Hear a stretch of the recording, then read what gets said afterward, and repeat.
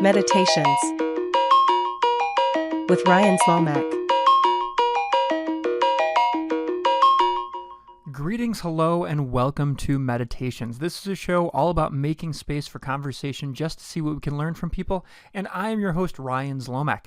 This is episode 32, and on today's show, we are interviewing Jen Gunnels. Jen is quite a personality with an amazing history in theater and just a flair for the dramatic. But most importantly, she is an editor for Tor Publishing, which is, most famous for its release of horror, science fiction, and fantasy novels. She's been working for Tor for quite a long time, and in this conversation tells us all about her journey through theater, her attaining a doctorate in theater, learning about Ren fairs and figuring that culture out and looking at it from a directorial perspective, and then transitioning her theater skills into the editing world, understanding how to work in collaboration with writers to make their books publishable and ready for mass consumption. So if you are excited about books and you're excited about prose and you're excited about hearing the background of all these things, this is for you. So without further ado, let's talk with Jen Gunnels.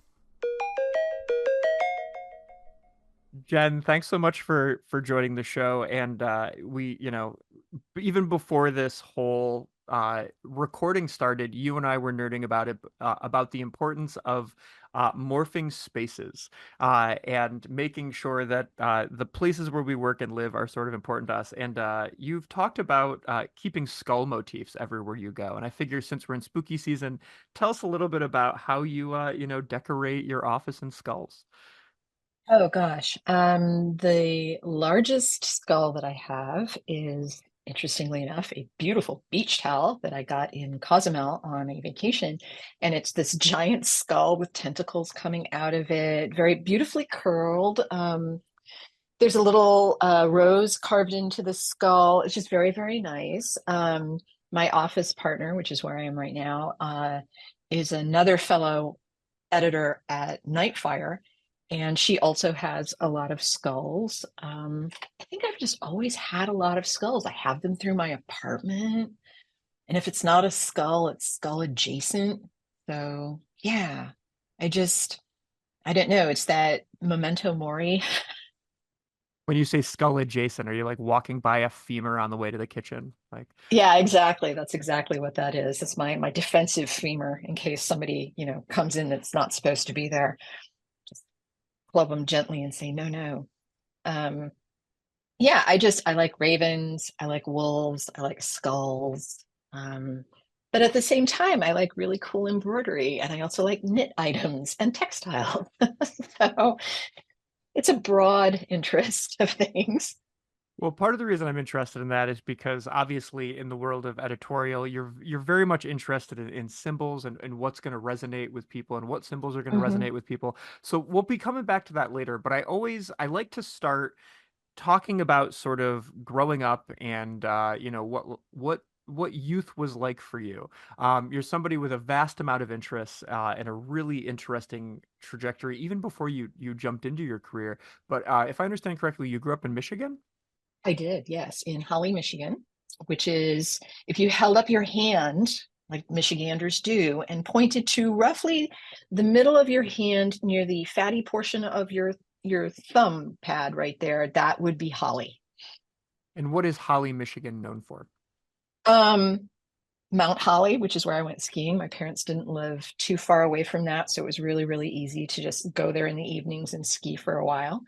Um, what else? Oh, it's also known for Battle Alley, where Carrie Nation, who was really, really big in Prohibition, came and busted up a series of bars in the village with an axe. And now they have a Carrie Nation Day parade and hilariously have to limit the number of beer tents at the festivity. The irony of that continues to delight me even today. Oh, that's amazing. So this was a like a PR stunt where they went around and sort of like knocked out bars with it in I neat don't think ways. for her, I mean, if you've ever seen a picture of Carrie Nation, and I encourage everyone listening to this to just stop for a second, go Google an image of her. She was not kidding. It was not PR. She had an axe and a mission, and that was pretty much it right there. Fascinating. You can't make this stuff up. How Mm-mm. is so when you were, a kid sort of pre-college age, like what hobbies and what things did you get excited about? Like what were you spending your time doing? Oh my gosh. Well, like any proud upper echelon of Gen X, my mom would often boot my sister and I out, and they lived at the edge of this small woods, and there was a creek running through it. And so my sister and I were largely feral. We would, go out there, and then there was this antique school bell that was mounted on this giant post, and my mother would ring it when she wanted us to come back in for food. Other than that, we played in the woods. There's a dirt road. We rode our bicycles. We ran with the other feral children in the neighborhood. Um, a lot of my time was spent daydreaming on this awesome log over the creek. It was really big for a kid, and it was kind of somewhat flat, so you could lay on your back, and the bark had already peeled off of it, so you didn't have to worry about gross bugs or spiders or anything. And I would take a book, and I would lay on this thing on summer afternoons, and I would read a book. And I was largely lost in stories as a kid. I read a lot. I had teachers that encouraged me to read a lot. And my parents were very avid science fiction and fantasy readers themselves. So there was no dearth of stuff for me to read.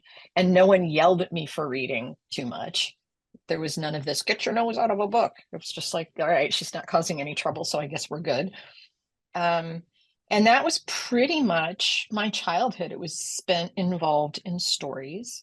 Like I learned how to use a tractor to mow the lawn, and occasionally would help my father gap spark plugs, or fix other things, because you're a kid, you get into everything.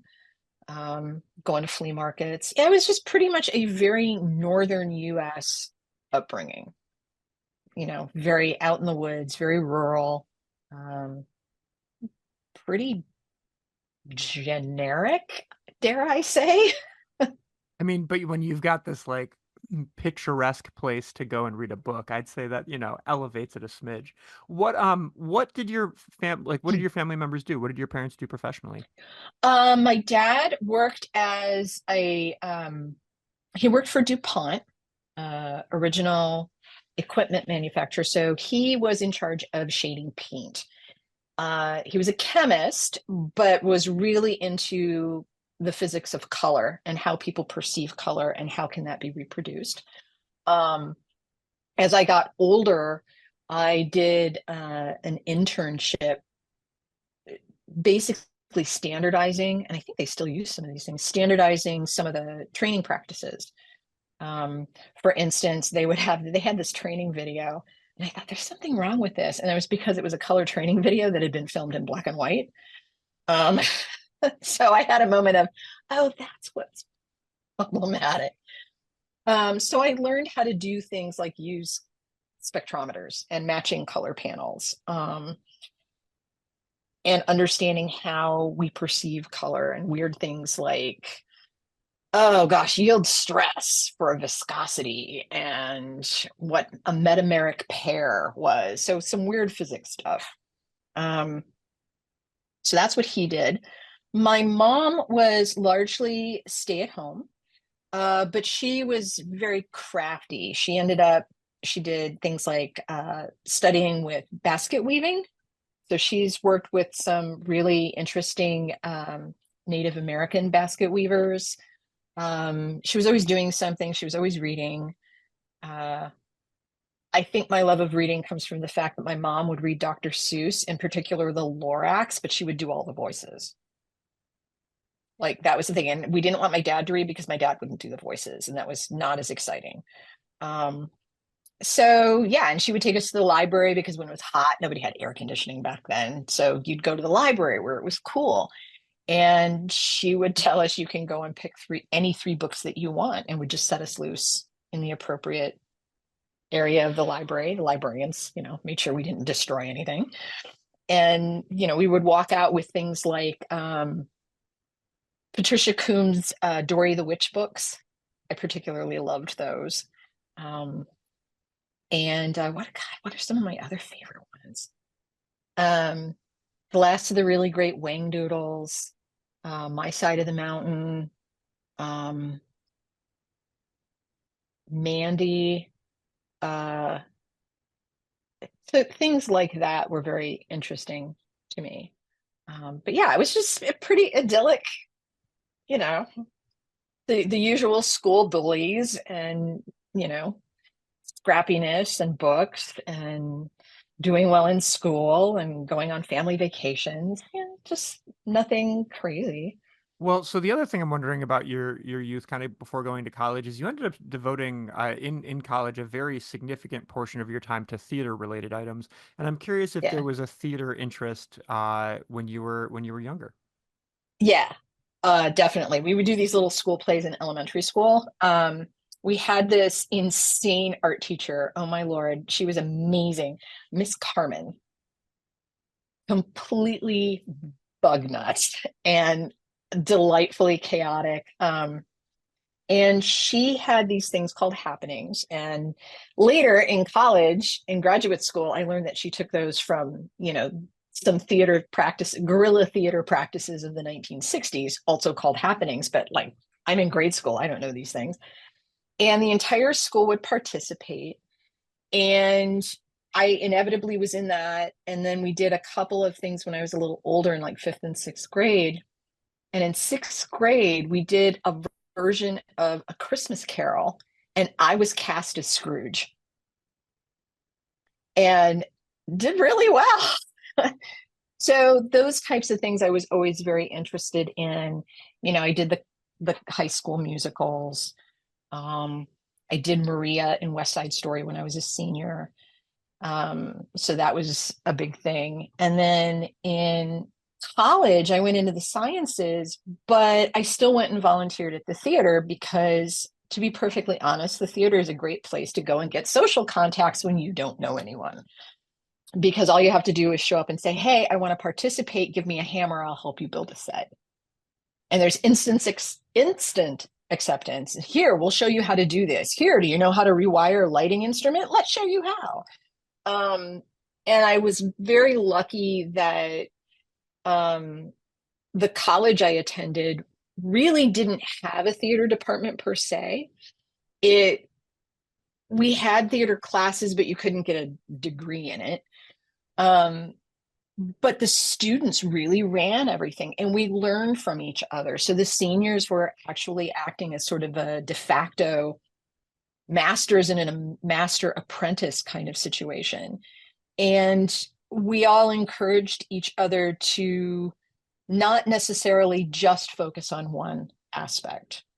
So I got to work on costumes. I got to work on lighting. I got to work on sets. I got to be a director. I got to be an actor. So I did all the stuff and I got a very well rounded, hands on kind of education that way. And then I ended up becoming the head stage manager of the complex for like 2 or 3 years, which was a nice, tiny little scholarship. And it was supervisory, and it was a nice thing to put on the resume. And I quite enjoyed, you know, just checking up on stuff, making sure things were inventoried correctly, getting people what they needed. That was a it was a nice way to kind of ease in, but I never for any period of time ever thought that I was going to end up going into any kind of theater thing. Like I wanted to, but I also know how hard that industry is. Yeah, couple things. One is so you attended Grove City College, or Grove Hmm. City College in Pennsylvania, Hmm. and studied lit in communications. And one thing you just said that just kind of clicked with me as an observation is you talked about the idea that um, getting involved in the theater was kind of like a catalyst for social engagement. Um, Yes. and the thing that I find fascinating about that, just from like an outside perspective, is the fact that there's always like that stereotype about like the theater geeks and the theater kids, and you can recognize them from a million miles away. But also the idea that like part of the reason that we probably have that observation is because it's one of the few demographics of like young people that like are 100% confident in the space that they're in, and they're just happy to be there, and they develop their own languages and their own ways of interacting, whereas like the Mhm. rest of the world is still trying to find that. Like maybe sports teams is like the second most sort of like I don't know, demographic where you've got people who kind of like instantly connect for the same goals. Mhm. And it's the other thing that I really like about it is it's very accepting, and it's based on what you can do. You can be the weirdest human being on the planet. Nobody cares if you are a wizard behind that lighting board. Do you have the cool ideas? Do you know how to bring that off? Can you do a really, really cool design? Awesome. That's what we're here for. And so you have a bunch of people who are looking for a cool idea, who want to see the cool idea, who want to construct the cool idea. And everybody works toward that goal. It's very goal oriented. And then what's kind of nice is that once that show is done, there's another show with another goal, and it's different. And you learn different skills on that one, and it involves a different set of people. So there is a constant sense of engagement that goes on. And because of that kind of community, everybody feels like they have a stake, which makes it even easier to build community, because it's hard to build community if people in that community don't feel that they have a stake in it. Absolutely. And apparently it stayed with you because you then got your master's in directing and theatrical production at Michigan State University. And then, oh, I'm I talking, did. you did. I Tell me. did, I will tell you, there was an abortive earlier time at Michigan State University when I was a lit major, and I quit because they wouldn't let me study what I wanted to study. I came back from a summer study at Trinity in Dublin, and I wanted to do, and that was in integrated Irish studies, and I wanted to come back and do Irish literature. And I was told that it was not a legitimate area of study, which it probably wasn't at the time. And I was thinking to myself, oh my God, has anyone informed the Irish? And I was just, I'm done here. I didn't like the attitude. Yeah. I had some good professors there, um, who I really liked, really respected, and stayed in contact with even now. But yeah, ultimately, it was a really, really bad fit. And then I took some time off, and then I came back for theater, doing directing and theater history. It was nice of you to give them a second chance. Yeah, well, I wandered off to a different, better fitted. It's like, my feral people are here. This is much more interesting. Well, so tell us about what that look like. What does it look like to study a master's in directing? Like, how does that function? You do it. Um, Part of that is theater history, because you do need to know where things come from, because there is an intertextuality with performance, both in terms of technique and design and writing and stuff. And so it's nice to know what your past is, because you're building on that. And you need to know where you've been to look ahead to see where you can go. And so there's a lot of theater history. There's some literary analysis. So you study playwrights, and that's important because now you know what the canon is, you know where things are going. There's criticism, which is also important because part of that teaches you a way of analyzing things, and taking those things apart, and of looking at new stuff. And there's the doing portion. You are very much encouraged to go and do the work. I served as an assistant director on a few productions. I was in a couple productions just as an actor, because you learn from being an actor under a director, to be honest. Um, and then while I was at Michigan State, I did the first directing internship at Purple Rose Theater in, God, where is that? Chesaning, Michigan, something like that. But Jeff Daniels built that theater. So I was working with that theater, and I had done a series of workshops with them that were revelatory. And it was for acting and directing. And I think that was the first time I really had a taste of what it would have been like to be a professional director. and working with really top-notch professional level actors, massive difference. And they liked what I and another young woman had been doing, and we were chosen to do the first directing internship, both of us. And so we spent a few months doing that, and that was a lot of fun. What were you directing? What was this internship for? Oh, the internship was Guy Sandville was directing. Oh God, what was it? Can't remember the show now. He was directing a new play because they typically did new play stuff.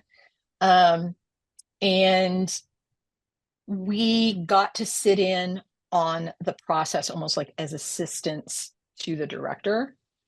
And a lot of what we did was observing. And that was because there's an entire process of watching how Guy would direct the actors and how they would interact with the playwright who was sitting in the room having done that. And there would be moments where an actor would say, hey, I can't get from this emotional space to this emotional space in the amount of time that the playwright's granted me. What can we do to bridge that gap so that I can get to the place they want me to be? And so watching that and understanding how that process works with a not dead playwright. And how do the actors interact, and how does the director work with both the playwright and the designers and the actors? And it was a really interesting way to see how the nuts and bolts work with that scaffolding to produce a final production that looked really, really slick. So that was really incredibly interesting. That's amazing. That sounds like a really cool experience. It was, I to today, I think that has been that workshop and that internship has been the single most impactful thing even today with the work I do on books.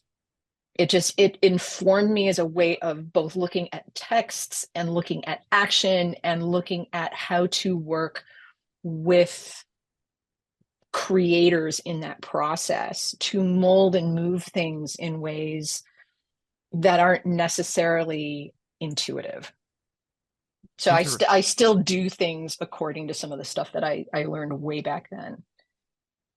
That's amazing. That's like super cool. Well, and apparently it was impactful enough that we need to acknowledge that I'm not talking with Jen Gunnels. I'm talking with Dr. Gunnels, because you decided to go get a PhD in theater history and criticism from University of Texas at Austin, Yes. and kind of keep that going. What was it like to sort of transition academically from a much more practical, this is directing, mixed in with sort of history, to something where you're really combing through old manuscripts of, of plays or writings, and then looking at modern plays and kind of going from there, like something that seems like it's going from a more like kind of hands-on experience to something that's a lot more, I guess, traditionally academic, air quotes. Yeah. Um, well, and this will mean something to some people listening to this. I studied under the Dr. Oscar Brockett. Um, he was a giant in theater history. Um, Everyone still uses his book. I don't even know what edition it's in, but if people were curious, he taught out of the seventh. Um, and he would have these, we called them Uber exams. And he would ask you a question like, how has theater architecture, costuming, playwriting, directing, and acting changed in all of Europe from 1650 through 1820? Like questions like that, where you're just sort of, here's your book. And so that, to me, it was just, history's just a story. And so this was, in a way, an introduction to how people choose to construct the story of a given history. And history is constructed, and it is a story, and it is a narrative. And you always have to be asking, whose narrative is this, and what are they hoping to do with it? Because it serves a purpose. Even if like, well, this is what I learned in high school. It's like, yes, even that was written by a group of people with a purpose and an audience in mind.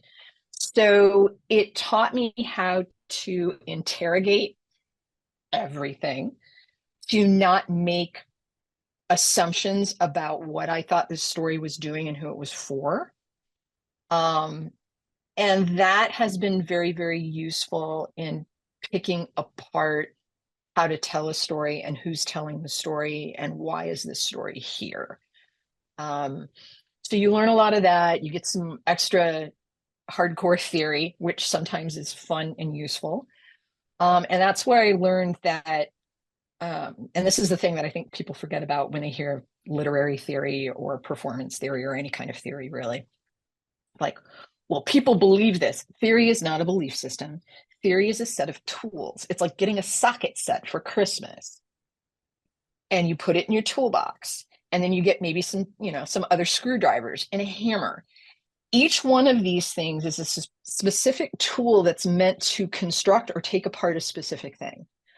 You can occasionally make a bad match. Like, I'm going to use Marxist criticism to open this one. And it's like, really, a feminist criticism would be, a feminist theory would be a better way to open this than Marxist. You can do it, but it's awkward and messy and hard. Kind of like you can pound a nail into a wall with a screwdriver, but it's going to take a long time and it's going to be inelegant. So I learned to have these things in my toolbox and to know which tool was best for opening which text. And that was, after I learned that, I actually kind of had fun with it. Because there's nothing like having that toolkit and walking into a Disney store with your friends from theory class and interrogating everything on their shelves.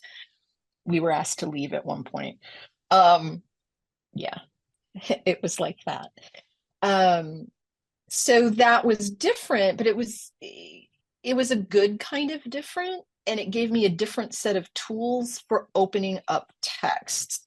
So that if I did go back and direct, and I did go back and do dramaturgy for a new play, I've got more tools in my toolbox now, and they're weird, and they allow me to do even more things than what I had before.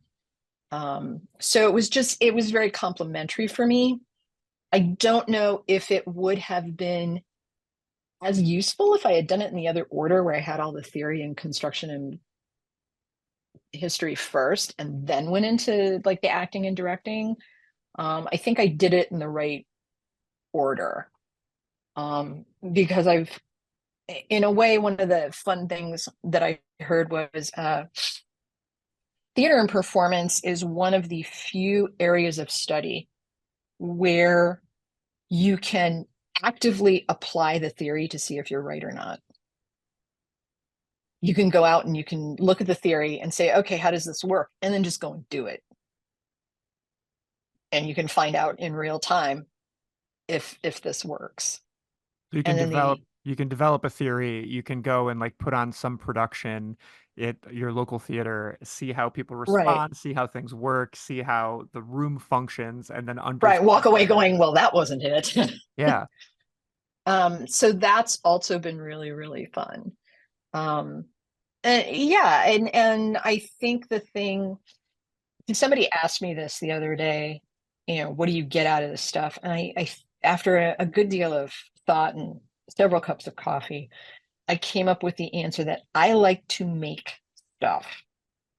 I am very interested in the messy process of making the thing. Once the thing is made and stands on its own 2 feet or it's done, I am less interested in the concrete object.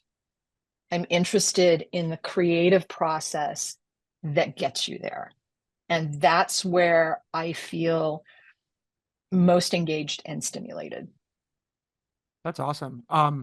Thank you for giving me so much to deconstruct right there. Like I just feel like there's so much good, like a couple things. One is just looked it up. Oscar Brockett's History of Theater textbook is now in its 11th edition.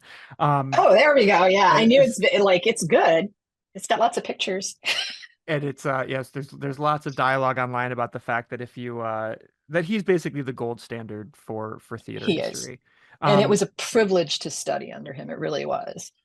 the other thing I want to just chime in about that I think is really important is that on this show a lot, people come on and they talk about how they got to these just profoundly amazing places, whether it's intellectually or in some position of stature.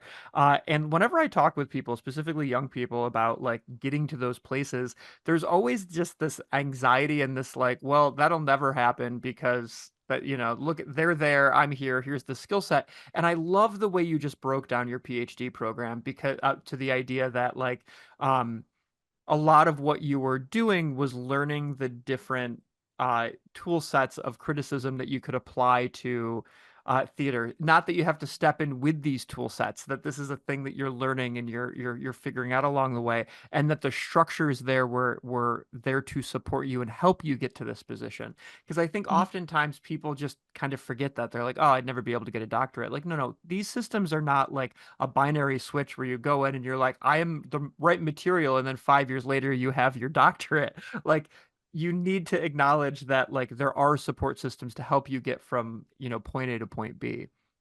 Yeah, and you mess up. You mess up. Sometimes you get a bad grade. Sometimes your paper didn't hit the mark. And that's a part of the learning process. I mean, one of the things, God, there are so many things that I learned from acting and directing that I take with this. It's come with 100 different ideas and be completely prepared, jettison like 99 of them. That the important thing to do, and you get this from learning improv, the important thing to do is to make a decision. It might not be the best one, but that just shows you, maybe there's a better decision out there. Okay, cool, let's go look for that. But we made a decision. And you can sit there and dither and, grasp your hair and, oh, what do I do? I just make a choice and then make another choice and then make another choice. And hopefully each successive choice is going to be better and better. But you're going to make mistakes. And to be perfectly honest, I've learned more from the mistakes and the errors that I made. I was like, oh, that wasn't it. But I haven't always learned, well, what made something successful, because sometimes it was luck and sometimes you're never going to know. So the object for me is to get messy. If you didn't get messy, you didn't do anything. So get up to your elbows in something and take it apart and figure out how it ticks. And if you get filthy and dirty, fine, great. But you're in a process of learning. Everything moves. If you're at a standstill, you stagnate, and that's not a good place to be. Move, make a choice, move. And then that will bring you to a new place, and you can survey the area and say, I think I will go in this direction now. And it's just keeping your head up and being open and being curious and not being afraid to do something that may not be the most comfortable thing for you to do. Like get out of your comfort zone a little bit. I love doing that with myself every well, like we were talking about the trapeze stuff. Get out of your comfort zone. Go ahead, do the thing. I mean, like there's a net. I'm in a safety harness. It's not in their best interest that something horrible happens. Um, I for my 50th birthday, I took myself to Norway and I went to a polar park and I pet semi-wild wolves in the Arctic Circle because I wanted to prove to myself that I could still do scary, weird stuff. And I carry that with me. It's like, no, if I did that, I could do this other thing. Oh, I did that. I can do this other thing too. So it's this constant sort of, where's my comfort zone now? And I need to challenge it. I love it. I've got one interstitial thing before we talk about your time at Tor, but I think this is an interesting sort of parallel is that, you are an editor of horror books and a Among lot other things, not just horror. absolutely, absolutely. Science fiction, fantasy, still writing about theater and doing a bunch of other cool things. But in regards to horror specifically, I always find it fascinating that, people are always freaked out by people that enjoy horror literature, horror film, whatever. But all that is a recognition that I am going to try to confront fear so that I can then not have it get in the way of me when I'm doing other things, like petting wolves in the Arctic. Mhm. Oh, I mean, fear is great. fear, I've always told, I have a son. I've always told him, he's like, well, what if I'm scared? It's like, hey, fear is not a bad thing. Fear is your brain's way of helping you keep your butt intact. So yeah, listen, I mean, I don't use those words, but you told me I couldn't swear. I had to play nice. Um, but yeah, it's a way of giving you a heads up of don't do something stupid, put a helmet on. Um, but don't necessarily let that be the thing that stops you. Well, you referenced being willing to try different things. For listeners who are wondering what the trapeze reference was, Jen recently tried trapeze for the first time and has a whole history of really interesting experiences. And one that I want to tack into right now is that you were an actor at a Renaissance fair for Oh like a God, like very 12 long period years, of I time. think. Yeah, like 12 years. Yeah. When did That's this happen? this was from high school through college and beyond, well into adulthood. Um, yeah, I worked as a actor, and then I went on to become a member of the directorial staff and helping to train other high school students in things like improvisation and costuming and just stuff like that. That's really kind of where I cut my teeth on improv and decided I absolutely loved working by the seat of my pants, that was really fun and exciting and scary, and I loved it. um, and I ended up continuing that into graduate school. I worked for a while uh, with an improv comedy club as part of their in-house crew, and so we would do comedy improv 2-3 nights a week at the club. Paid. It was nice. I was a graduate student. I had stuff studying in the back, but it was like, thanks, $60 and some and alcohol. Like, okay, you've got me. I'm good.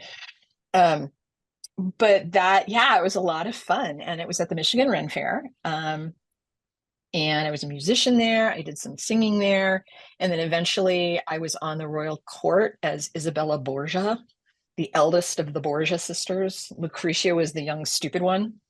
Um, and we were just completely hilariously, we hosted a wine tasting at one point, which was really, really fun. Um, we would do we had breakfast with the Borgias on Sundays, and the students would come and we would give them little appropriate Renaissance fair things. So they would be training in front of the audience, essentially. Like, the audience didn't know that they were actually training, but we would be giving them exercises to experiment with that were themed. I mean, we one day, I think we wanted to try out different poisons. And so we would give them different poisons and they had to decide how they were going to die. If they were going to die, or if they were just going to change into something really, really weird. We gave them that choice, but we gave them an instance of, here, you can go very, very physical with this. Go nuts. We're not going to stop you. Just make a choice.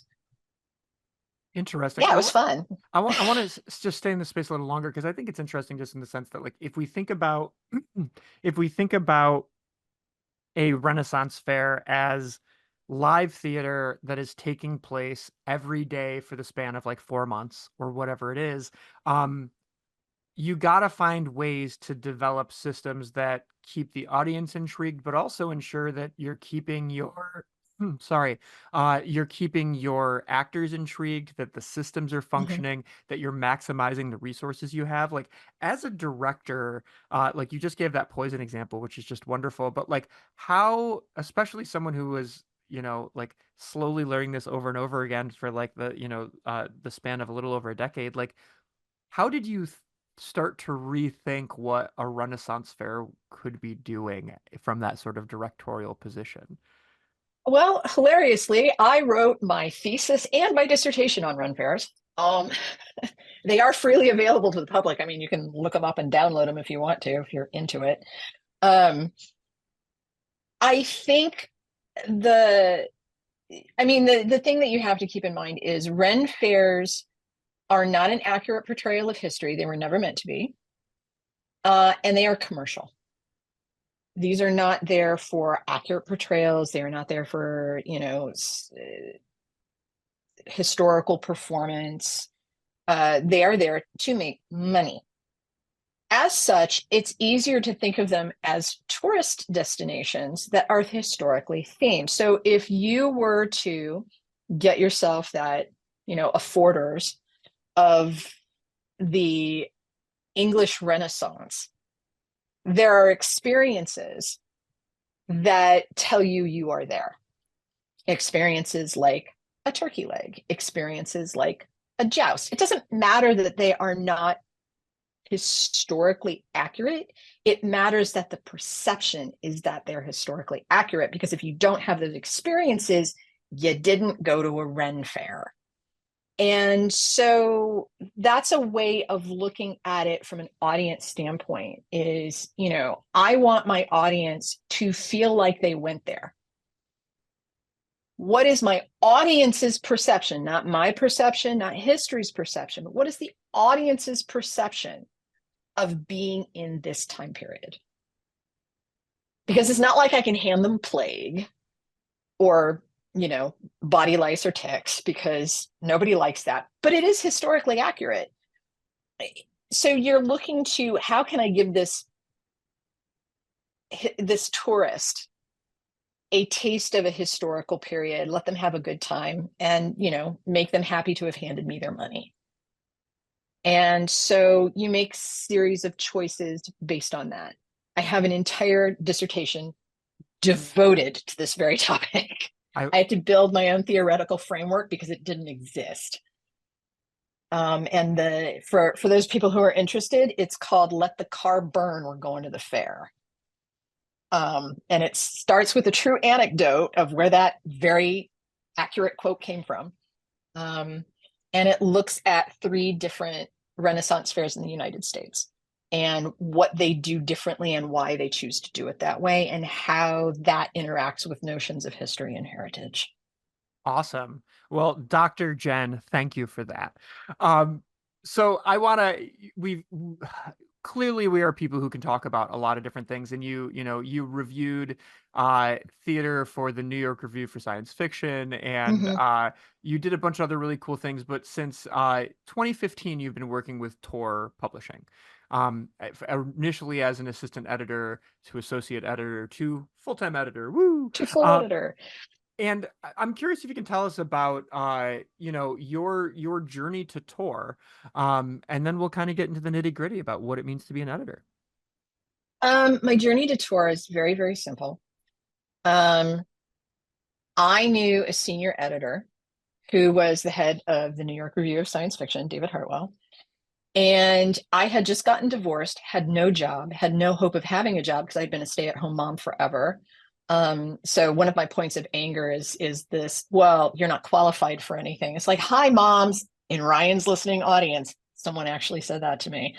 I was tempted to say, hey, why don't we call your mom and you can say that to her? How will that go down? So I was really needing to have like anything to feed myself. And so David said, hey, our college intern has to go back to college, and I still have this giant stack of stuff that needs to be read. So why don't we hire you as a contractor, and you can continue to do this stuff on an hourly basis. And that'll give you some space to also be able to look for a job. Awesome. Fabulous.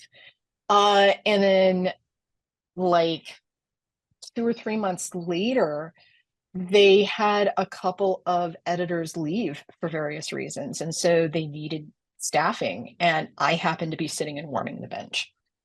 And so I was just in the right place at the right time with the right skill set, and just got a full-time job as an assistant editor straight out.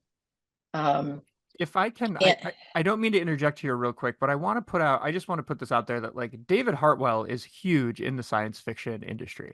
Uh, yes. this is not like, oh, my friend David just happened to be working here. I mean, this is somebody who, part of the reason I was so excited to interview you is because as I'm looking at all of my like Tor anthologies of, year's best science fiction and things like that, David Hartwell is on the cover of almost Mm-hmm. every single one of them. And it was an extremely, extremely important figure. And I'm just curious if you can talk a little bit about, once you got in there, like, what was the culture like of working with David Hartwell? Because I just know him as like the name on the cover of the book.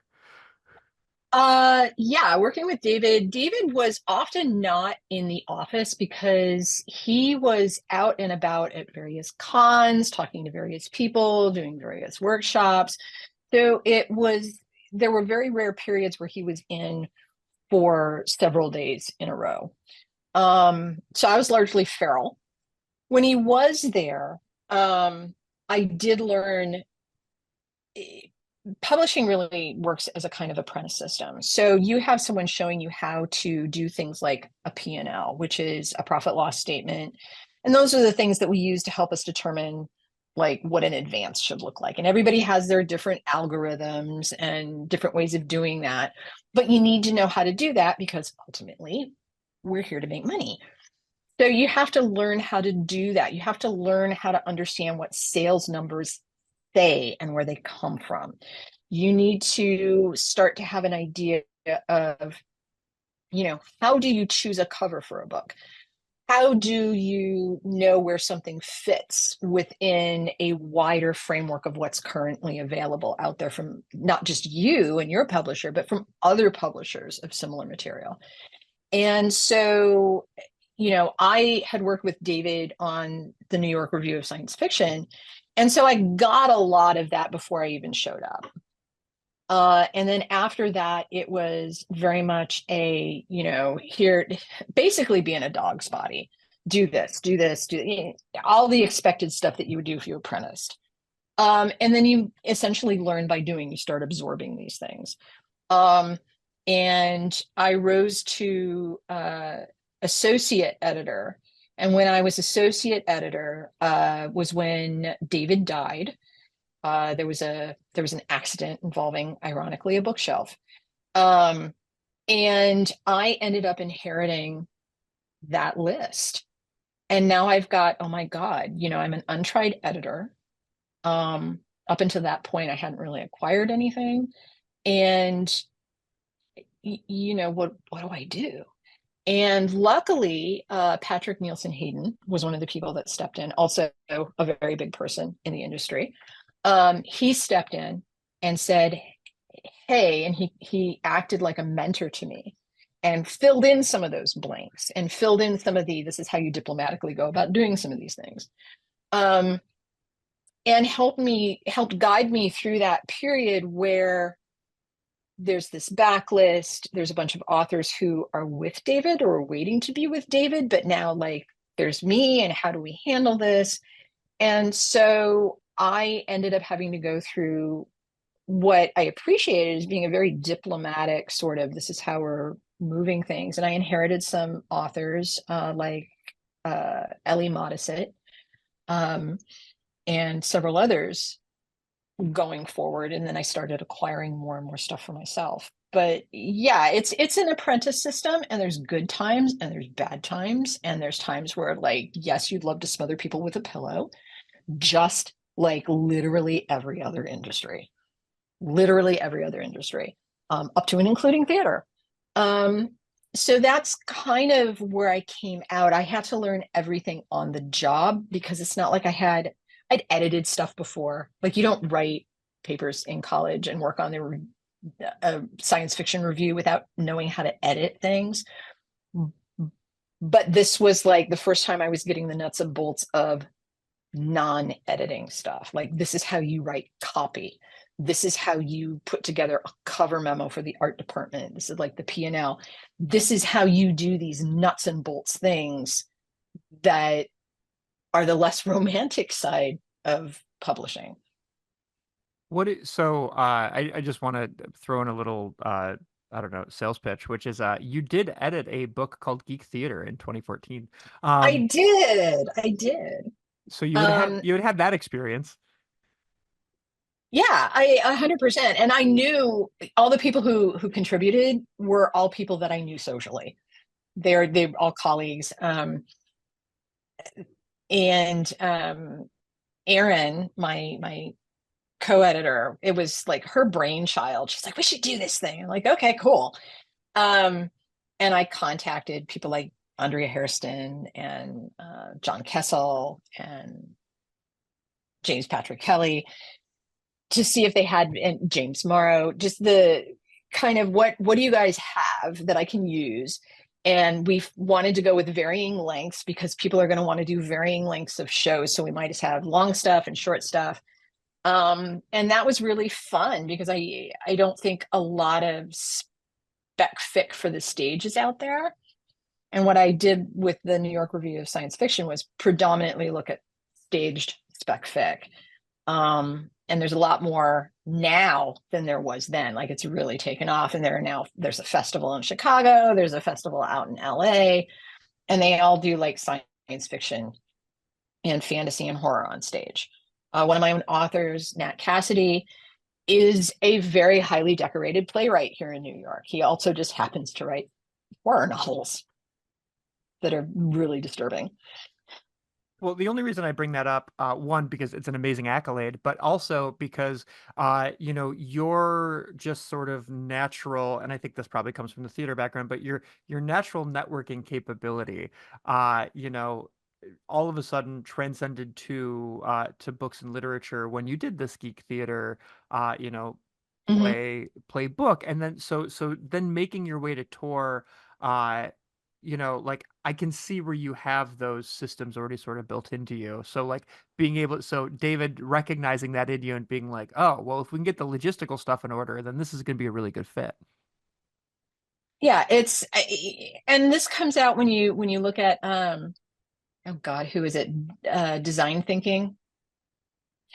When you look at design thinking, one of the things that they always talk about is it's about who you know, and it's about going and finding out their story. It's about stories. Stories connect you, stories network you. And I just have no filters, and I will go and talk to anybody about anything at any point in time. Um, And so that has just served me as, I'm at a cocktail party. You look interesting. What's your story? What do you do? Why do you do what you do? Well, that's interesting. I don't know anything about that. If I'm a complete noob, what are the top 5 things you wish people like me knew? And going and asking people, I mean, that's what I did when I first started publishing. I went to the production department, and it's like, I don't even know enough to ask a good question.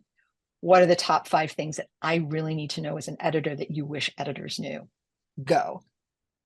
And I've done that the entire time here. I go to the marketing department. What are the top 5 things you wish an editor knew that would make your job easier? And just utilizing that and getting people's stories and getting information from them about why they do what they do builds that network. You get their story. There isn't a person on the planet that does not want to tell you their story. The role of the editor oftentimes is viewed as this, like, I don't know, strange filtration process that can either be really beneficial or really difficult. And you've, in previous interviews have been very upfront about the fact that like it should never be an adversarial process. It should Never. be a moment of teamwork. Can you talk a little bit about the way in which you work with authors to kind of get their craft where they need it to be? I treat them like playwrights. I don't edit so much as I dramaturg. When I'm working with and in fact, when I'm working with Nat, because he's an actor and a playwright, and I've been an actor and a director and a dramaturg, we shortcut our conversations with a lot of theater stuff that no one else would understand. Um, but yeah, that's just it. I have described myself as a midwife. I have described myself as a narratological grease monkey. Like I get under the hood of the story and I tell you whether or not your transmission shot. I think it's really important to walk in and say, here is this thing that you've created. You've managed to get it out into the world. It's not a part of you anymore. And I was describing the other day that stories are feral. Once they're out of you, you don't know what they're going to do. You don't know what they're not even sure what they are. And so sometimes it's you and the author working together to figure out what is this thing that you have vomited up out of your psyche, and what is it trying to be, and how is it that we can go about making it the best thing that it's wanting to become? Because sometimes it's not what I expect, it's not what the author expects. I've read some stuff that I looked at it and I was like, this isn't a short story, this is a novella, which is how we got This World Is Not Yours. I've had some submissions where it's this sprawling novel. I'm like, this wants to be a novella. It doesn't need all this. It's meant to be much smaller and tighter. So you have to kind of feel your way through it. And it's a group project. It's you and the agent and the author and this baby that they've made out of words. And it's trying to figure out what it is that it's trying to become, and putting out little tidbits of food and hoping that it follows you into the house and doesn't destroy the couch. So let's talk a little bit about how these manuscripts, these books, these feral little children make their way to you. Whereas people who work in the short fiction industry, for example, are oftentimes, the door is open to anybody. You are at a point in your career, if I understand correctly, that you were only accepting manuscripts from agents. Is that Yeah, correct? that is correct. Because if I didn't do that, I would be buried and I wouldn't do anything else. I wouldn't have time to work on the material that I've bought and contracted for. Um, it's cyclical. Like somebody was asking me the other day, how many things do you get on average? And I'm like, well, it kind of depends on the time of the year. You get a really big influx early to midsummer. I think I got somewhere around 20 to 25, something like that. I've barely gotten any this month, but I'm betting that I'm going to get a lot at the tail end of October, early November, because it's cyclical. And sometimes you'll get 5, sometimes you'll get 8, sometimes you'll get 15, sometimes you'll get like 3 in one day, sometimes you won't get any. So it just comes in fits and starts. They are all agented. The agents know a little bit about what an editor is looking for, because one of the things that's really important, at least it's important to me, and I think it's also important here at Tor Publishing Group, we really want the editor and the project to be a good match. Because if you don't have a good match, it's going to be a nightmare for everybody. Like nobody will have fun. And if you're not having fun, then why are you doing this thing? Yeah, we're here commercially to make money, of course, but it should be fun. Challenging, yes, but the challenge should be fun. It should drive you. It should make you more curious. It shouldn't shut you down. So when I'm sitting and looking for things, I'm looking for stuff that it's a story I want to read. I'm looking for things. I pitch it as I'm looking for a manuscript that makes me feel like I am watching a film, except I'm reading it. So I want those really, really good, juicy characters, the snappy dialogue, the amazing world building, and I want it to suck me in wholesale.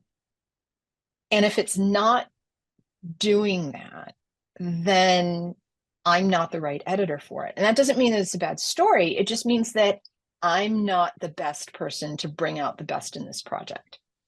And sometimes when that happens, I know what the other editors around here, my fellow editors, are wanting. And sometimes I'll be like, oh my God, style, really, really good, totally not my thing, but it's yours. And, maybe they'll pick it up because it's a better fit, it's a better match. So the agents know how to make these matches as good as possible when they send the manuscripts in, at which point I read it and I make a determination, is it a yes or a no? And sometimes it's a yes, it's a resounding yes. Sometimes it's a no, and it's like a really easy no, because I can tell within the first few pages. Sometimes it's a harder no, and that can be for various reasons, like the market isn't right, or it's not really quite the right fit, or yeah, we could do this, but it would be so much more work than I have time for with the rest of the stuff on my list. And those tend to be regretful no's. Um, but that's pretty much how the process gets started. And if I like something, I get second reads from people. I have my colleagues weigh in, just temperature checks. And then you go through an entire process that varies from place to place called acquisition. And there's forms and there's procedures, and you do all your number crunching and all that kind of stuff. And then eventually, if it's a go, you go back to the agent and say, hey, I have great news for you. I'm going to make you this offer for the book. And they choose whether or not to accept it. Sometimes there's negotiation because, of course, there's other stuff that's involved with this, not just the manuscript, like rights and stuff. And then you go to a contract stage. Once the contract is inked, you make announcements, and everybody's, yay, you did a thing. And then the hard work starts with an actual edit of the book and editorial discussions. While that's happening, I'm also coming up with a cover concept. So that cover was born somewhere in an editor's head, first and foremost. And while that is in key, I'm also writing copy, talking to salespeople. And then you go through the production process with, the copy edits, proofreading, back and forth on that. Then you put the whole thing together. And, there's also interior design. I help with that. I say yes or no to things. And this is going on for a single book. Now, quadruple that and space it out, because at any given time, I'm actually doing this in various stages for 4 seasons at any given time. And in a season, I will do anywhere from 3 to 6 books. So it's a lot of organization. It's a lot of juggling.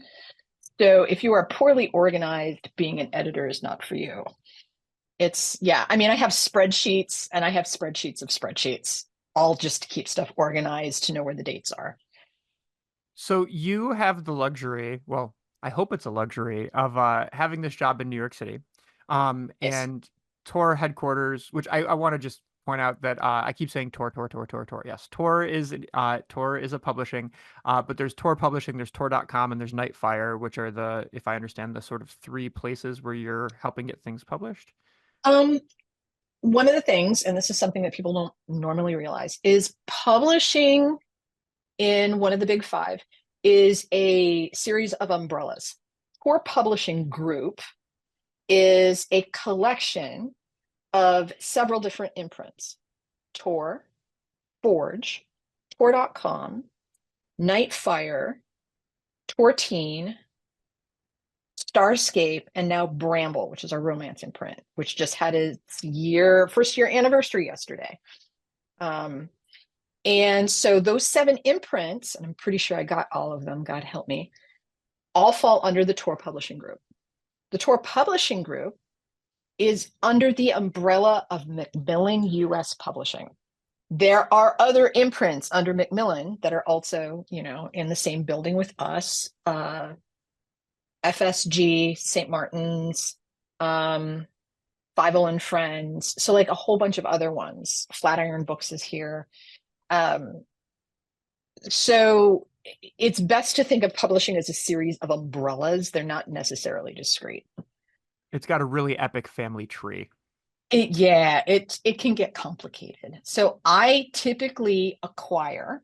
I'm an editor with the Tor Publishing Group, and I mostly, but not exclusively, acquire for Tor, Nightfire, and sometimes Tor.com. Sometimes I had a couple of books with Forge at one point, but primarily Tor and Nightfire are the ones.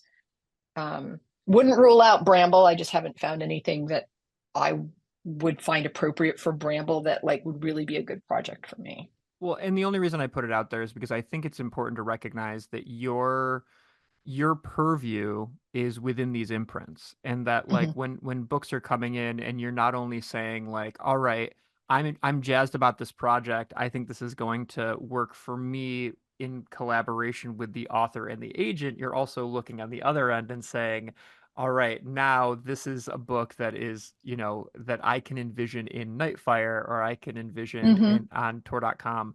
Uh, just in the sense that like I think people need to visualize that and understand Yeah. that there's so many relationships in order uh, to make a book successful. Hmm. Um, and then the other thing too is you got to find time to read these darn things. And you guys used to be in the Flatiron Building. You moved to a larger spot in the Equitable Building. But I've heard these amazing stories about you going and reading in a nearby graveyard. Oh, that's here at the Equitable. Trinity Church, famous for being where Alexander Hamilton is buried. And I think it's the oldest. No, certainly it can't be, and probably is the oldest. And it's got this lovely graveyard around it that's beautifully kept. The church itself is absolutely gorgeous, but you can get city Wi-Fi over there. And so sometimes I would, because the office, not so much now because I'm in an interior office, but in the before time, before the pandemic, we had an open floor plan. And if you have ever tried to read a book for any appreciable length of time for analysis or correction in a noisy environment, that is not going to happen for you. And so if I had to edit, I would just stick a note on my computer monitor that I was across the street in the graveyard and somebody could like buzz me on my phone or something. And I would just take my computer over there, grab a cup of coffee, and sit on a bench. And just, it's so weirdly quiet in there for being in the middle of like Wall Street financial district. And so it's just really nice to kind of sit there. It's very green, it's very pleasant, it's very soothing. But I sit over there and do work. Yeah, Have you made friends with any of the gravestones? I have. There's a little boy over there who's the oldest gravestone, and he died when he was 5 years old. And so I always say hello at that grave to that little boy. I always say hello. Awesome. I wasn't sure there was going to be an answer to that question, Jen. Of course, there's an answer to that question. Yes, I say, and it's as you go in case people come to Trinity Church, if you go in, it's the cemetery as you're looking at the church, it's on the right-hand side, and it's the first path, and it's the third grave on the left. Okay. It's kind of crumbling, like there's a little plate there and stuff, but a lot of this stuff is washed off from being eroded on the gravestone. Um, Amazing. So now we have a new form of New York tourism. You can do the Hmm. Jen Gunnels editorial tour. A couple other just nitty-gritty questions about editing that I'm really curious about is I found a little post from a writer who I believe you had edited a book for, and he talked about the fact that you create these bound volumes of the book once the sort of manuscript is nearing completion, and send it out to quote fancy authors for blurbs. Oh Um, yes, the blurb. I hate those. Every editor freaking hates sending those things out. Like we loathe the process. It's well, just a pain. We do it for sales. and obviously, and one of the things that I just had never really thought about is the fact that you don't let the author know what authors you've sent these to. No, absolutely not. I What? mean, well, what if somebody either didn't have the time or really steadfastly refused? That's not nice. Now I'm not building a good environment for them when they go to conferences. So I don't tell them who I did or didn't send it out to, so that they're like, oh, well, God, why did so and so not blurb my book? They must hate me. It could be any number of different factors, but I'm just not going to tell you. And obviously, they know when somebody did, and it's a good blurb because we're going to put those on the back of the book or on the front of the book. So now you know. But yeah, I just think it's more genteel and ethical to not tell them who it's gone out to. Now, that said, I do ask them who they know. Who do you know? Are you friends with anybody big? Do you know anybody, I don't know, just business wise because you're in their Twitter feed? Would they be okay with sending it if they know you really well? Asking for a blurb is probably better coming from the author than from me because sometimes I don't know the person. And so it's a little bit more collaborative. And, smart editors ask agents and their authors, like, who do you know? In addition to who I know, who do you know? And I'll go to people in the office and say, hey, so and so is your author. Would they be up for giving a quote? But yeah, I won't let anybody know who I'm sending their book out to. I don't think that's appropriate. I think that's a lot of angst for no reason. Absolutely. And to be clear, I was not questioning that process. I completely think that's the right way to do it. But I guess what I am curious about is, well, first of all, I'm sorry that I hit such a nerve with this question, and I'm going to ask more about it. But We hate it. We hate it so well, much. I guess that's what I'm curious about is in regard to this blurb component. I mean, I'm assuming that you have people in your mind that like just love the accolade and are like, "Oh, send the blurb, send a book my way. Every once in a while I'll do one of these because it makes me feel good to be on the back of a book." Like somebody's ego needs to be fed that way. But I guess I'm curious like is it going back to the drawing board every single time you have to figure out the blurb structure? Yes.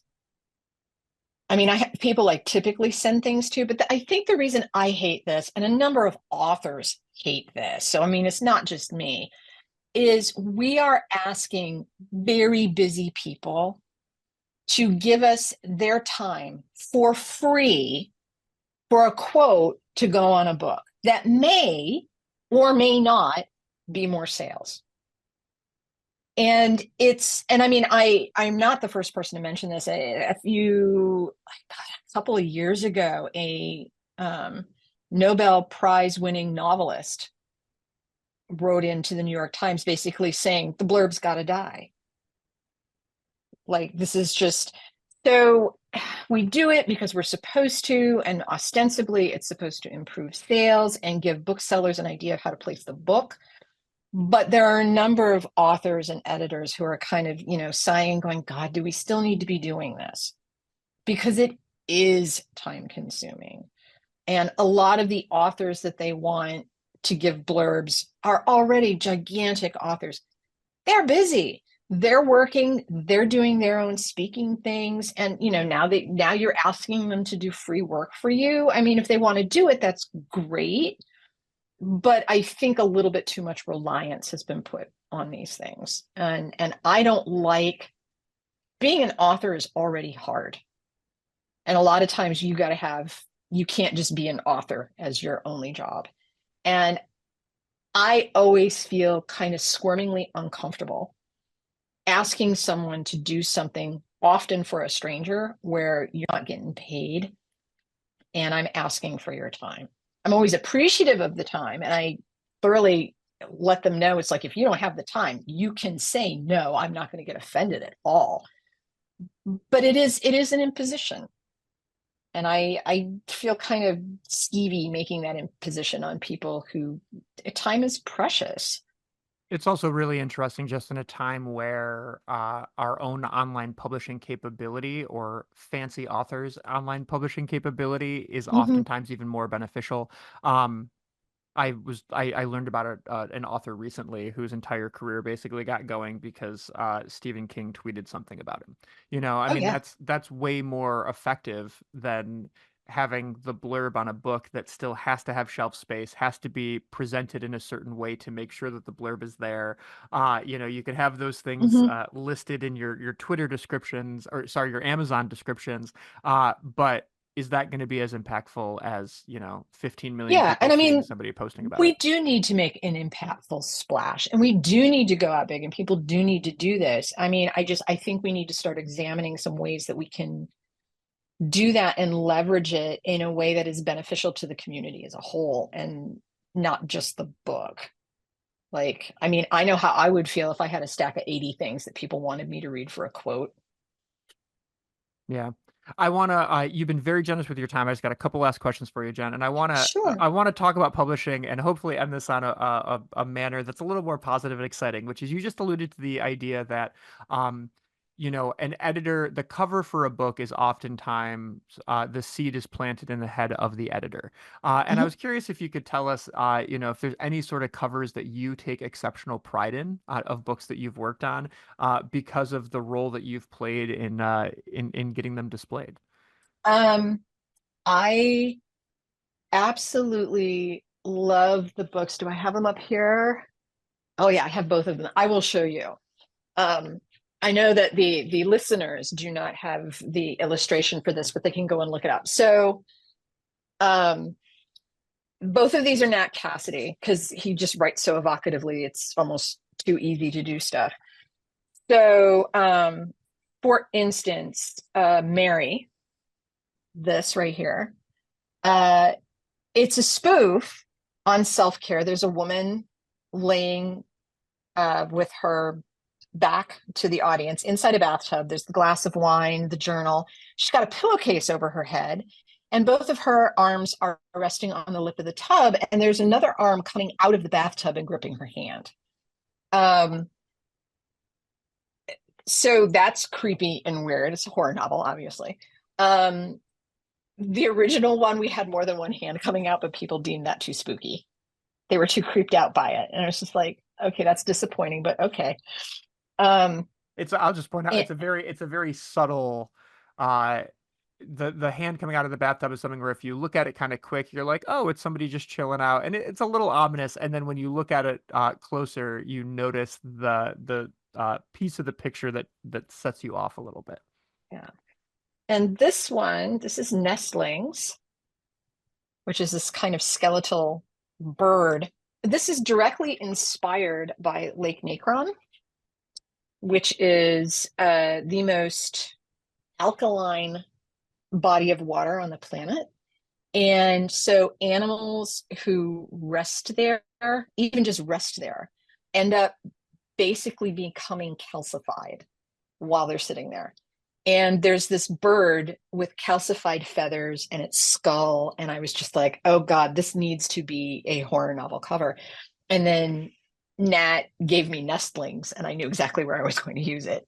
So I am often, when I'm just kind of going through the internet, as one does, when I come across cool things, I like sock it into a little file. If it inspires me, and I go through that every once in a while. And if something leaps out to me as appropriate for a book, I'll use that as an example of what I'm like looking to try and do for the various covers.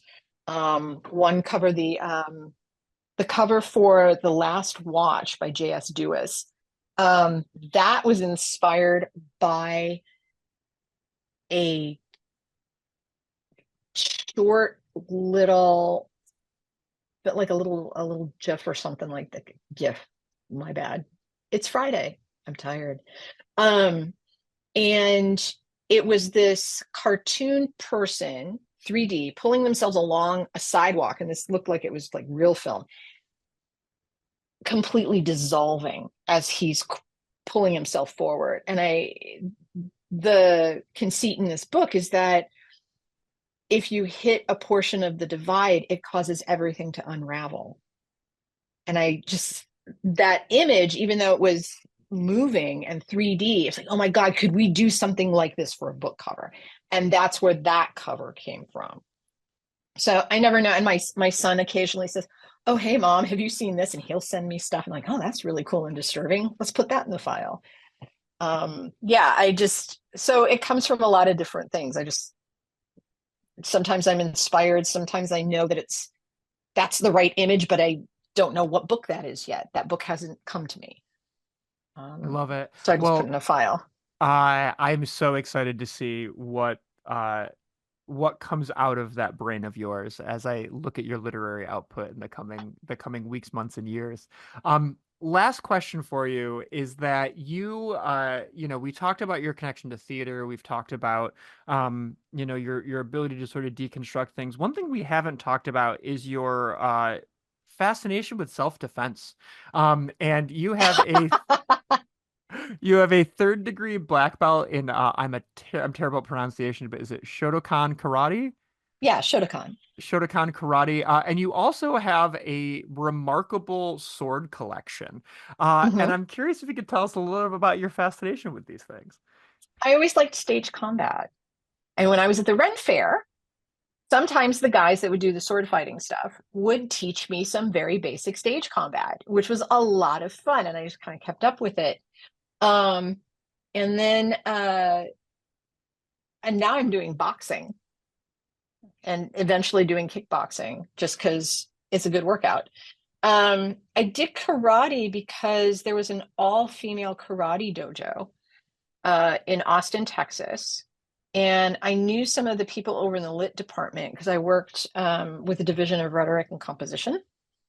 And so I knew some people from over there, and they're like, "Oh, Jen, you know what? You would really love this." And the guy that I was dating at the time was like a 6-degree black belt in Kempo or something like that. And he encouraged me. He said, "I really think you would enjoy it. You should go and try it and see what you think." And I fell in love with it. And it was great. It was mayhem. It was awesome. And then when I moved to New York, I wanted to continue that. And I had been doing Kyokushin down in Austin at an all-women's dojo. And Kyokushin has quite the reputation of fisticuffs and nastiness. And Shotokan was very similar. So I changed over to do that because my body just couldn't handle doing Kyokushin anymore. And I started working with Sensei Takahashi and really loved the discipline, loved the camaraderie. It's a very tight community. I liked being in the community. But the camaraderie was great. The discipline was wonderful. And part of what I loved about karate is it is a self-discipline. And yeah, you can compete in kata competitions and sparring and stuff. But the real competition is that internal mental competition that you have with yourself and that self-betterment and that self-discipline. And that has always really appealed to me, which is why I spent so long doing karate. And yeah, I mean, one of the swords really isn't for poking people. It's for belly dance. You balance it on your head and you do stuff with it. So We haven't even talked about your belly dancing career. That'll have to be a future episode, Jen. future episodes. Yeah, because I'm going to keep on doing crazy stuff. I love it. Well, thank you so much. I know just for listeners who are out there who are interested in kind of seeing the babies that you've shaped, there's The World Is Not Yours by Kemi Ashing, is it Giwa. Kemi Giwa, Ashing Giwa, This World Is Not Yours. is available now. On October 29th, the third book in the Semiosis series, Usurpation? What? I can't pronounce Usurpation. Usurpation. Usurpation. The trilogy is Semiosis, Interference, and this is the third book in the series and the final one called Usurpation. Awesome. And then November 12th, there's a sci-fi space opera. The final book in the Divide series, The Relentless Legion, will be coming out. And I'm sorry, who's the author on that? J.S. Dewis. Awesome. And then Nate Cassidy, who we've just mentioned, has a new book coming out in April called When the Wolf Comes Home. When the Wolf Comes Home. And that is a high octane homage to 1980s, 1990s road trip horror. Nice. Oh, that'll be a blast. I've pitched this as it's the Lathe of Heaven if it had been directed by John Carpenter. Okay. Does it have a synth soundtrack that you listen to while reading the book? You know what? If you wanted to put one on, like put on a little Tangerine Dream or something in the background while you're reading this, like, yeah, 100%, you could totally do that. That would be amazing. I won't stop you. Well, Jen, I always leave room at the end of the show for guests to chime in about anything we might not have talked about. Is there anything on your brain that we haven't covered? Um, I think the thing is to encourage people to go out and create stuff. It doesn't have to be perfect stuff. Who cares? It's the act of creation that's important. And that it is really super important to have your story and to tell your story. Stories are important. Stories are not stupid. Stories are not something to be dismissive. Stories are the biggest thing that makes us human. And so go out there, tell a story, share a story, buy a story, go out, make your own stories. Go out, anything can be a story. Go in and knit a scarf for someone and let that be your story. But go out, do things, create, read, tell stories. I love it. And for anybody who's interested in more about your story, are there any places to find you online? You can find me online fairly easy. I'm on Facebook, but unless I know you, I don't do the friend thing because that's my play area. I am on Blue Sky very seldom because I'm a Gen Xer, Ryan. I mean, I don't keep up on this stuff. Be real. But yeah, I am reachable. I am Googleable. People can find me inevitably. Um, yeah, and I do occasionally go and do various conferences and stuff. So I am out and about. Awesome. And if you're, walking through New York, hanging out with Alexander Hamilton, see if Jen is editing a book. That's right. I'm usually on the bench and I'm the one dressed in black. Perfect. Well, Jen, thanks so much for being on the show. It's been an honor. Thank you, Ryan. It's been great. Jen Gunnels, what a fabulous human and a fabulous character. I really hope you enjoyed our conversation. I especially appreciate her just taking the time to sort of encourage everybody to make art and tell stories. There is no theme in existence that I agree with more than that. So, Jen, thank you for putting that in the universe. Thanks for spending time in conversation, and thanks for shedding light onto the world of publishing. It was insightful and absolutely wonderful.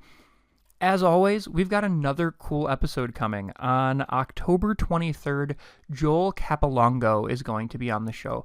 Joel is the owner of a restaurant in Syracuse and one in Buffalo called the Strong Hearts Cafe, or Strong Hearts 716, an all-vegan eatery that has quite literally taken the world by storm. In the vegan culinary world, Strong Hearts is very often talked about and held in high regard in regards to the quality of vegan comfort food that it creates and its famous vegan milkshakes. Joel is going to be on the show to talk about his discovery of an interest in animal rights and animal liberation and finding veganism. He's also going to talk about behind the scenes life of running a food business and deciding that you're going to dedicate yourself to serving others in that capacity. He's also going to talk a little bit about his, coming to terms with different ways to change the world and help people see a valuable perspective in the way in which we eat. So if you are interested in that, please subscribe, please share this with friends, please mark your calendars. Come back on October 23rd for that awesome interview, episode 33 with Joel Capolongo. Equally, if you're interested in just learning more in general, check out the back catalog of this show. There are amazing episodes with people from all walks of life, from Andrew and Kristen Looney, the game designers of Looney Labs, to Nicole Austin talking about the world of distilling for the George Dickel Distillery, to Ben Matchstick talking about creating the Pinbox 3000 cardboard pinball machine because of his history of puppetry. So there are things all along the ranks of these episodes. I hope you're willing to give some listens and see what stands out to you. If you're interested in learning more about me and my work, you can find at Ryan Zlomek on Instagram and TikTok. You can find the World of Ryan Zlomek on Facebook. You can email me meditations@ryanzlomek.com and, just sort of subscribe and see what comes down the pike, because there's always some fabulous conversations. With that said, I hope you have an amazing day. I hope you do some cool stuff. And don't forget to make space for conversation, because you just might learn something.